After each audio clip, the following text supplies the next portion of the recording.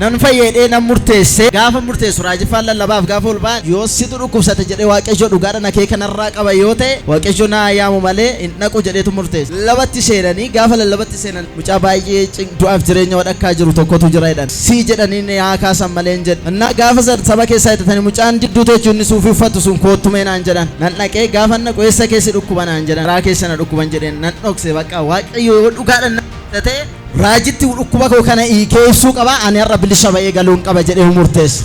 Raajin akkuma kana mee baafa dhuffata keenya gaafa na raajin asira wanti dubartoonni shaashin mataatti hidhatanii tokko asira sadiitti hidhadheen jira. Gaafa kana raajifaan baay'ee dhukkuba kana baatee an akkamittan dotoo namni kana baatee jiru an akkamittan lallaba jedhanii sabatti dubbatan waan baay'ee naan jedhan gaafa isaan harka isaanii akkana godhan isaan akaata bakkana nakaata bakkanatti wallagee sinnaba ufnatti fakkaatee afurtu garaa koo keessa jira hin mul'ata sinnaba bakkana keessa kaata dugda duuba gaafa naanne bakki nan deemin xaballina naqin hin jiru. Guyyaa 18 hanga 21tti afur ajjeesuudhaaf itti walii galate jira karadha jedhanii baay'ee kadhachaa turan irra deddeebi'anii kadhachaa turan yeroo isaan dubbatan baay'ee na dafqisiisee iddoon waraanu sana harka koo fuudhee irra kaa'ee amma dhaabachuu dadhabutti nan dafqee jechuudha baay'een dafqee kunoo kanatu na keessaa ba'e jechuudha.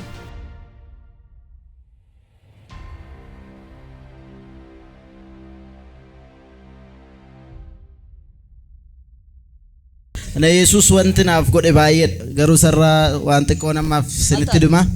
Baay'ee na dhukkuba ture garaa koo keessa garaan koo baay'ee guddatee bakka garaa koo keessa kan jiru waan namsee qabu waan afuriidha. Yeroo natti ka'etti amma hospitaala tokko bichaa jira qorichi sun hospitaala sana dhabama taanaan bakka ani canniqee dhumatti buluudha asii nakaataa dugda duuba naannaa ture. Kazaan guyyaa tokko furii giraajii garuu dursan beeka biyya keenyatti konfirensii yaamne turre. Furii kana garuun beeku ayyarteenaa sistarii bira gaafan dhufu ani guyyaa baay'ee dhufee as keessa deemaa ooleen galee waldaa wallaalee waldaa isaaniitti tajaajila wallaalee kana booda gaafa tokko toon mana ciisee bakka hospitaalli nan deemne hin jiru murteessee gaafan itti dhiisee ayyarteenaa doktor Maammoo sana bira gaafan naqu dhukkubni kee bakka operaasyoonii ta'ee ba'u miti hin danda'amu galee naan jedhanii kazaan kana booda sistaroonni koo immoo baay'ee hin boo'u turanii ani guyyaa sana murteessa waaqayyo akka na fayyisu beeka garuu kana durasii gooftaadhaa wajjin yaa waaqayyo na fayyisu taanaan akkanumaan na waamte ani bakka namaatti na waamte miti jedheen dursuma waaqayyotti boo'aa ture. Guyyaa tokko roobidhaa sa'aatii 8 mana ciisaa jira. Gaafa mana ciisu mucaan tokko dhufee barrii qosoqqosnee biyya maazarii faate mucaan suni kootu harri roobidhaa waldaa raajii dassuu deemna hin fayyitaanaan jedhe. Raajiin faaneessatti waaqessaa jiru hin beekum waldaa isaanii furiidhaanaan jedhe. Furii nan dhufee gaafa nufu bakka natti dhadheen dhufee asitti dhadheen dhufee fooxaa sadii narra jira mishii kee wadhee boodii kee wadhee kootii kee wadhee ani fataa dheen jira garuu nama dhukkubsatu fakkaata garuu cinqiin taane keessan jira. Gaafa nani dhufee nan taa'a raajifaan akkuma dhufaniin lataa maarshatu faarfate guyyaa san gaafa inni faarfatu sani bakka akka waan an fayyuu natti fakkaata dusan nan fayya bakka yaa waaqayyo har'a guyyaan fayyinaa koo har'uma jedheen murteesse. Har'uma dhaasinis. Hallelujah. Fayyadhaa yaate. Nan fayyadee nan murteesse gaafa murteessu raajifaan lallabaaf gaafa ulbaan mucaa baay'ee cannaqamu tokko jira ani lallabuus hin danda'u kadhachuus hin danda'u. Yookiin nama biraan nama na caala dhukkubsatu jira hin dhaqu yoo situ dhukkubsate jedhee waaqayyo dhugaadha na kee kanarraa qaba yoo ta'e waaqayyo naa yaamu malee hin dhaqu jedheetu murteesse. Lallabatti seenanii gaafa lallabatti seenan ammas kanaafuu lallabuu hin danda'u mucaa baay'ee du'aaf jireenya wadhakkaa jiru tokkotu jira jedhan hin dhaquun jedhe ammas sii jedhaniin yaa kaasan malee hin jedhe. Innaa gaafa saba keessaa hitatanii mucaan jidduu teechuun suufii uffatu sun koottumee naan jedhan nan dhaqee gaafa naqu eessa keessi dhukkuba naan jedhan eessa keessi dhukkuba naan garaa keessa na dhukkuban jedheen nan dhokse bakka waaqayyo dhugaadhaan na ta'e raajitti dhukkuba koo kana hiikeessuu qaba ani har'a bilisa ba'ee galuun qaba jedhee murteesse. Hallelujah. Yesuus bara baraan gooftaadha. Innaa gaafa kana raajin akkuma kana mee baafa dhuffata keenya gaafa narraa jiranii tokko uffannaa asira wanti dubartoonni shaashin mataatti hidhatanii tokko asira sadiitti hidhadheen jira. Gaafa kana raajifaan baay'ee dhukkuba kana baatee an akkamittan dotoo namni kana baatee jiru an akkamittan lallaba jedhanii sabatti dubbatan. Ani gaafa sana waan isaan jedhanis hin beeku waan baay'ee naan jedhan gaafa isaan harka isaanii akkana godhani as keessaa nakaata bakkanatti wallagee. Bakka waanan ta'u wallaalee ollatti deemaa sinnaba ufnatti fakkaatee afurtu garaa koo keessa jira hin mul'ata sinnaba bakka na keessa kaata dugda duuba gaafa naannee bakki nan deemin hin jiru xaballi nan naqin hin jiru xabala amma yoo oolota waggaa tokkoof naannachee sadiin taa'ee saballi bakka beekne irra iyyaafadhee deeme garuu guyyaa sanarraa kaasee amma shintibeetti dhaqinaan jedhan gaafa naguumtuu garaa koo keessa hin jiru uffanni baay'ee bal'aan keewwadhee dhufe natti bal'ate. Fayyuun koo warra dhugaanaaf ta'eera jedheen garaan kee gadi galee jechuun. Gadi galee. Guyyaa meeqa booda garaa kee keessaa kan bahe wanti. Halkanuma sana bahe. Halkanuma sana bahe halkan keessaa naannaa sa'aatii afuriiti namarraa dugda duuba naannee kazaan bakka har'a hin buluu mucaan jedhan ijoolleen baay'ee iyyanii warra mana kiraa. Sitti cimee jechuudha dhukkubni baay'ee. Natti cimee. Kazaan shintibeetiin as seenee bahuun dadhabee gaafa torbanii gaafan as dhufutti uffata lama hodhisiifadhe uffanni dura natti keewwadhu tokkichi isaanii natti bal'atanii uffata suufii lama hodhisiifadhe. Noormaalii namaa taate. Noormaalii ta'e amma cufaan afurra yeroo san qallaan hin bareedu. Galgala sana waan akkamis keessaa bahee sirriitti waan namsee qaqqabaa bakka buuphaa cuuciin daanqoo buuphaa keessaa baatu fakkaataa namsee qabaanis keessaa namsee qabaa inni bakka hin gangalataa bakka cuucidhuma daanqootu fakkaata wanni ta'e meeqas keessaa bahe afur inni baay'eedha garuu kana ijaanan arge malee inni na keessaa agana kan hin jedhamne waaqayyoon naa galateeffadhaa waaqayyo kana caalaa waan gurguddaa baay'ee naa godhe garuu guyyaa biraan dhugaa gooftaan sinaa eebbisu Yesuus jedha beeyyaate.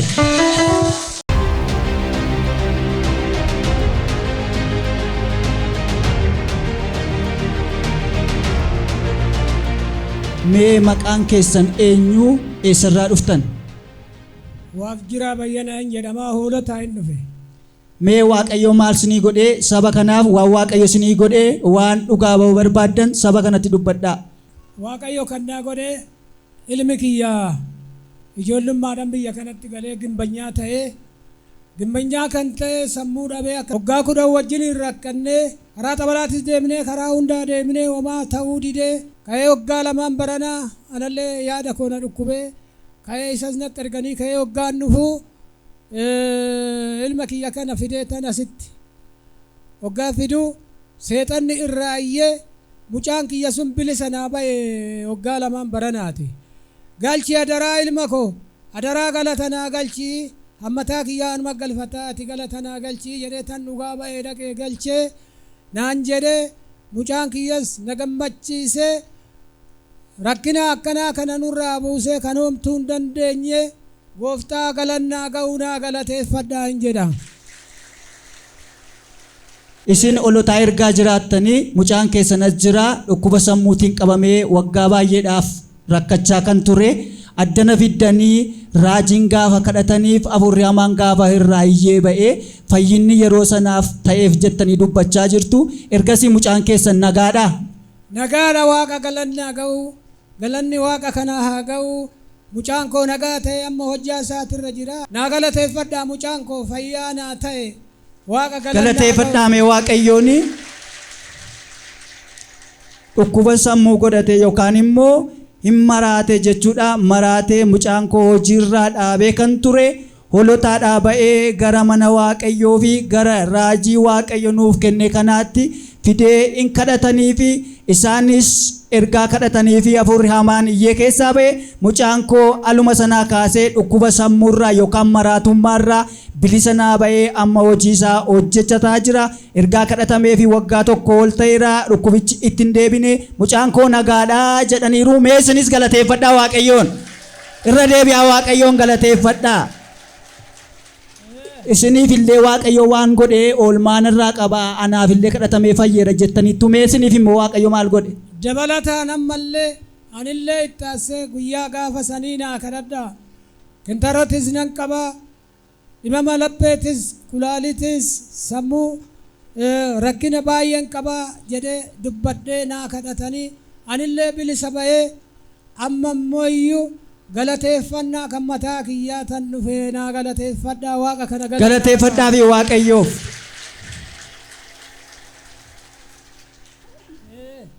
Raajii dassuu kan jedhan kana biyya kana ulfinatti godhuudhaaf gabbinatti godhuudhaaf biyya aannanii biyya dammaa godhuudhaaf biyya gidiraa kana isa fidee nuu qulqulleechee ammallee gooftan keenya obboleecha keenya kana ilma keenya kana ammallee ifa isaa godhu dabalee gooftan jedha. Galateeffadhaa galateeffadhaa waaqayyo isin eebbisu fayyina keessan kan milkaa'e isiniif taasisu nagaadhaan deebi'aa.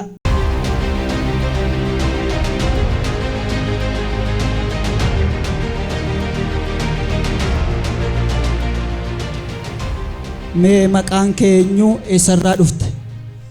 Maqaan koo Biraanii hin jedhama. Kanan jiraadhu asuma Laboon jiraadha. Mee Waaqayyo maal sii godhee waan Waaqayyo sii godhee tokko lamaan dubbadhu. Waa Waaqayyo naaf godhee wanta baay'eedha. Isa keessaa waan lama dhugaaba. Jalqaba gaafan gara waldaa kana dhufu TV mo'aa irratti argine iyyaafannee namaafan kadhachiisuu dhufe. Gaaficha raajiin sagalee raajiitiin ijoollummaa keetii hafuura hojii si takataattaluutu jira Waaqayyo sirraa cabsee kanaa booddee eebbifamta eebbaan deebiinaan jedhanii waggaa kana ture. Dhuguma Waaqayyo waan baay'ee narraa cabsee ofii koo raafee maatii koof eebba ta'uttiin ka'ee baay'ee kan nagarrame isa keessaa lafan hojjedhutti damoosa namaa dabaluun hin jiru kanuma qaxaramteen hojjetta bara kee muluu jechuudha. Gaafa sitti raajiin sagalee naa baasanii kaasanii guyyaa wayii akka qaldii hojii galeen bara kanammoo damoos hin dabalamuu jennaan otoo hin dubbatiin dura kaleessa teenye irratti walii gallee damoosni biraanii dabalamuu qabannee dabdaabbee barreessinee naan jedhanii Waaqayyoon naa galateeffadhaa isa kanaaf. Mee yeroo baay'eedhaaf hojii ati hojjette keessatti mindaan sii dabalamee kan hin beekne raajiin ergaa isaan asitti sagalee sii baasanii fi sitti dubbatanii booda mindaa dabalataan kun si qaqqabee jechuudha. Hedduu taanee hojjennaa shufeera hanga hojjettoota baay'ee taanee hojjennaa nama baay'ee keessaa kan korratti walii galtee godhanii kaleessa koo waa'ee kee mari'achaa turre damoonni kee akka dabalamu goone damoonni kee dabalameera jedhanii Waaqayyoon na eebbisee maatii kootiif obbolaa kootiif wantan godhee hin beekne illee gochuutiin ka'e wanta nani kanan godhadha jedhee yaadee hin beekne naaf ta'utti ka'e Waaqayyoon na eebbisee sagaleen sun sirriidhumatti naa ta'e Waaqayyoon na galateeffadhaan jedha. Irra deebi'aa galateeffadhaame Waaqayyoon galateeffadhaa. Yemmuu raajiin asitti sagalee nuu baasan waan salphaa nutti fakkaachuu danda'a garuu sagalichaa amannee galee mana keenyatti hojii hojjeta jechuudha. Waaqayyo ulfinaan ajajamu. Mee olmaa Waaqayyo kan biraa Waaqayyo siif oole akka qabdullee nutti dubbatteetta itti fufiiti waan Waaqayyo siif oole dhugaa ba'i. Inni kan biraan maskaramii lama mormuma koo kana dhukkubee waanuma qorranna dha'e wayin immoo ciisaan natti badheetuma yaadaa jiru. Baay'ee natti cime baay'ee tokko natti cimeen naanan roobii isaa dhufnaan raajiin faa hin jiranii sanbata isaa dhufeen gara kanan taa'ee sagantaa dhumaarra raajiin mucaan magaalli tokko harka koo mirgaa kanarra jirta morma kee keessa gassi waraana hafuura gidduu kana dhufee tuqetu jira. Guyyaa 18 hanga 21tti hafuura ajjeesuudhaaf itti walii galatu jira. Karadhaa jedhanii baay'ee kadhachaa turan irra deddeebi'anii kadhachaa turanii yeroo isaan dubbatan na dafqisiisuu eegalanaan baay'ee na dafqisiisee iddoon waraanu sana harka koo fuudhee irra kaa'een sagaleen kun kan kooti jechaan ture. Amma dhaabachuu dadhabutti nan dafqee jechuudha baay'een dafqee dhumarra sagalee isaan irra deebi'anii dubbatan hafuurri qulqulluun mucaa kana oolchinaan jedha ifadhaa jedhanii. Ifadhaadhanii ifatanii irra deddeebi'anii kadhachaa turanii nan kadhadhanis baay'ee Waaqayyoon kadhadhe nannee garuu yeroo sagaleen kun bahu baay'ee tokko na'een ofirra gattaa'een achi guyyaa 18 hanga 21tti hafuura lubbuu mucaa kanaa baasuutu jira. Mucaa magaala kun bitaa kanarra jedhanii harka isaanii as qabanii kadhachaa turanii ergaan kun akka kan koo ta'e dhibbatti sirriidha. Bishaanin dhuguu midhaanin nyaadhu bishaan burcuqqootti guuteen akka horiittiin gadi jedhee dhuga malee ol jedhee danda'een dhugu sababa na waraanuuf yeroon ciisu immoo garaa kootiin nan ciisa. Olin jedhu danda'e asii galee gaafa 18 sana yaadanne guyyaan kun akka 18 ta'e zayitii asii fudhadheen harka jira raajiin faa yeroo kennan zayitii kana ibidda dhiigatti qayyareera jedhanii nuu kennanii fuudheen adda kootti dibeen akka fannoo ofirra godheen raajiin ibidda dhiigatti geeddareera waan jedhanii waan na keessaa gubuu qabu haa gubuu wanta jiraachisuu qabu haa jiraachisodhee nan dhugee nan dibadhee gaafa 18 sana jechuudha dibadhee gadi ba'ee ol deebi'ee yeroon ta'u waan ta'e na muddi. Sagaleen koos cufaadha amma guyyaa 18 kana sagaleen koo cufaadha silkiin haasa'uu midhaan hin nyaadhu baay'ee dhiphachaan ture gaafan zayitii sana dibadhee ol ba'ee gadi ba'ee nan ta'a yeroon ta'u waa na mudde kunoo kanatu na keessaa ba'e jechuudha. Gaafa 18 sana sii kadhatamee booddee morma kee inni si dhukkubaa ture asitti sii kadhatamee raajiin sii kadhatanii galteetiyyuu zayitii dibattee zayitii asii fudhattee galtee dibattee wanti kana fakkaatu kun si keessaa ba'e jechuudha. Muddee ture na muddee deebiseen silkii wayyaa haasawaa ta'uun jiru afaan koo na guute maanni afaan koo keessaa guute akkuma koo mirgaa kanarraa yeroo inni fottoqu natti dhaga'ame jechuudha. Achi yeroon harka koof jala qabu harkuma koo irratti lafa dha'e lafaan na'een lafaan dha'ee achi immoo kaaseen akka kadhannaan kun naa kadhatame natti dhaga'ame nana footoo kaase yeroo sanaaf hin sosocho'a ture dafeen ganne waan kana mana kaa'ee namni du'utti maal akka inni ta'u eegaan ture ammallee akka bofaa qonconcaa'ee jira ol kaayeen jechuudha footoon kaase silkii korratti jechuudha. Ilaalaa sabni yoo isinitti mul'ate wanti kun waan guddaadha jechuudha. Morma koo na dhukkubaa ture.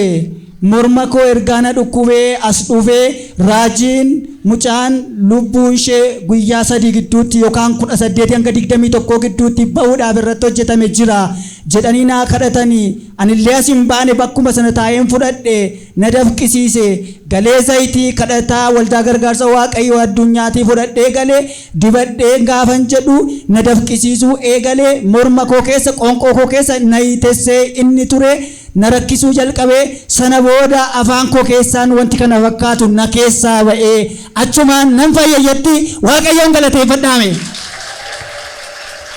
Sajadhaa galateeffadhaa irra deebi'aati waaqayyoon. Olmaa akkasii naaf oole baay'een galateeffadhaa. Ani kana dubbachuu barbaadu waaqayyo na fayyisuuf yeroo natti fudhannee sa'aatis natti fudhannee sa'aatii dhiphinaa sana keessatti sa'aatiidhuma sanan fayyee jechuudha. Har'a boruutti guyyaa fudhadhee waaqayyo naaf yeroo hin qabaanne yeroo isaatti daddafee na fayyise waan ta'eef turuu kootiifis waaqayyo siif dhiisu naan jedha. Ittaansuuf immoo waaqayyo bara hamma baraatti inni na fayyise maqaan isaa eebbifamu waaqayyo naa galateeffadha. Galateeffadhaa fi harka keessa walitti buusaati. Umarratti kan godhatamu akka salphaatti hin fudhatinaa. Gaafa namni waaqayyo sagalee baasu gamna ta'aatii ameen jedhaa fudhadha. Wanta baay'eetti milkaa'ee waldaa kana dhufuu ka'ee ani miseensa waldaa kanaa miti garuu waan baay'ee isaatti milkaa'ee isa kanaaf waaqayyo eebba irratti eebba ayyaana irratti ayyaana humna irratti humna waaqayyo eebbisuu naan jedhaa raajii keenyaan. Waan lubbuu qabutu na keessaa ba'ee jetti yeroo waaqayyotti dubbatee guyyaa 18 gidduutti lubbuu ishee balleessuudhaaf afur jedhee yeroo waaqayyotti dubbatu guyyaa 18 kana taateen kun irratti ta'e. Gaafa yaadu raajiin gaafa dubbatan gaafa 18 hanga 21tti balaa ishii fuudhee ba'uutu jira. Irra deddeebitanii kadhattanii yeroo kadhattan afur qulqulluu mucaa kana kadhadhu naan jedhatanii kadhattanii. Waaqayyo guyyicha eegee guyyaa du'a keessa seexanii murteesse kanadha isi keessaa baase. Gaaficha 18 sana keessaa baase. Yaa harka keessa lol. Guyyaa seexanni du'aaf murteessee mallatteessee si eegaa jirutti jijjiiramni siif haa ta'u. Amen. Irran deebi'a. Guyyaa seexanni du'aaf salphinaaf qaxaroo sii qabe. Guyyaa akkasiin fixaaf jedhee murteessee qaydaan yeroo hundumaa walii galee birriisa ta'u namaan. Guyyicha inni eege sanatti ati geeddaramee of arga. Si'a 3 ameen irratti jedhan. 1 2 sirratti ta'eera. Ta'eera bara Yesuus. Ta'eera yaashee. Dibuusee. Narratti ta'eera jedhe abe. Hey! Mila ke sochos ta'eera bilarratti ta'eera jedhe. Guyyaa seexanni qaxaroo sii qabee si ajjeesuuf guyyaa sitti qabe irratti guyyaa waaqayyoo siif dhufu. Hello siif dhufu. Biyya alaa keessa teessanii kan dura keessa guyyaa sana irratti eebbisiniif dhufu. Guyyaa du'a kee seexanni jedhe namni jedhe irratti eebbi kachi. Eebbi gara mana keetti kachi. Ulfinni gara keetti kachi. Irratti dubbadhu ameeni. Harka qabaa nama si bira jiru guyyaa seexanni naa qabe jedhame. Waaqayyos guyyaa naa qabeera jedha. Iyyaa foorichaati waaqayyo waaqeffadhaa galateeffadhaa. Dhaqi bara sitti deebin. Yes, hallelujah. Amen.